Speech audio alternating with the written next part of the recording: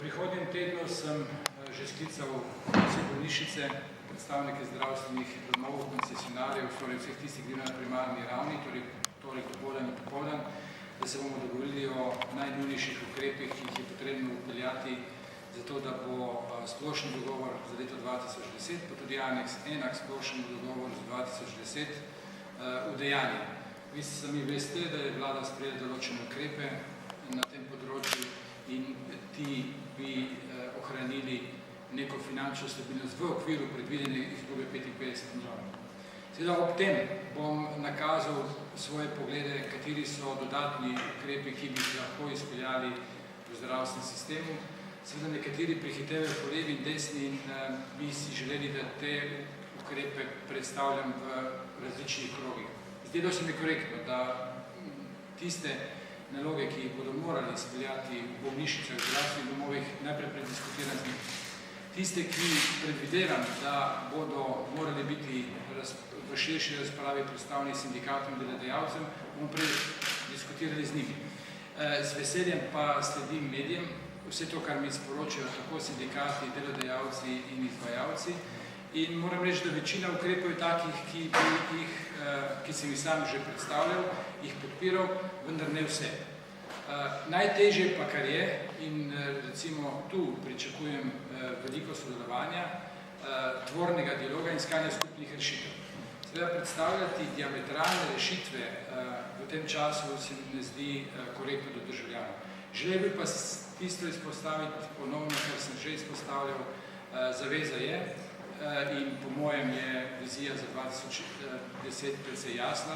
Mislim, da bodo programi izpeljani tako, da ne bo nobenega negativnega vpliva na zdravje državljanov. Prepričan sem, da bodo morali vsako igrati svojo vlogo.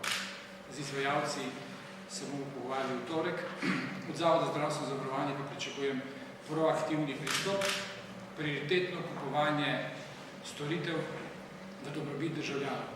Imajo veliko nalog, ena od teh je nacionalni razpis za 2010, ena od nalog je ta, da lahko z vsakim izvajalcem dodatno dogovarjajo večje programe v okviru razpoložljivih sredstev in ne nazadnje povečajo tudi dostopnost, tako da pričnejo kupovati prve preglede v specialistični ambulantni dejavnosti in ne preglede kar počez. Kar nekaj teh ukrepov je, to sem sporočal vam že v zadnjih 2 tednih, tudi včeraj, in na ta način mislim delovati tudi v bodoče. Dobil sem veliko podporo, prevzel sem politično funkcijo in izvajal bom zdravstveno politiko. Plediram za to, da Zavod za zdravstveno zavarovanje igra vlogo aktivnega plačnika, izvajalci izvajajo dejavnost in tako naprej. Tako si pač predstavljamo urejen zdravstveni sistem. Glede številk.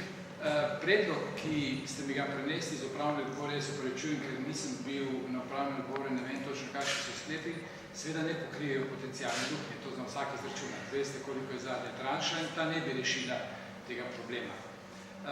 Moj pogled na povečevanje ali pa dvig plač je bil že večkrat predstavljen. Napaka je po mojem bila narejena v dveh smereh. Sicer prvič, da je bila to priložnost, ki bi lahko bistveno bolj uporabili reformo za to, da bi nagrajevali ali pa stimulirali bolj produktivne in kakovostne in varne izvajalce. Ta možnost je bila pa izgubljena. In seveda druga, da se ta sprememba v sistemu ugradi tudi z večjo učinkovitostjo. Seveda to bo eden od prvih korakov, zato tudi srečanje z izvajalci. Kakšni so koraki, vam je pa verjetno jasno, kako bo pač potrebno slediti. Namreč prvi zaveza ali cilj, ki sem si ga zadal, državljani v središču zdravstvenega sistema, torej ta bo vselej v ospredju.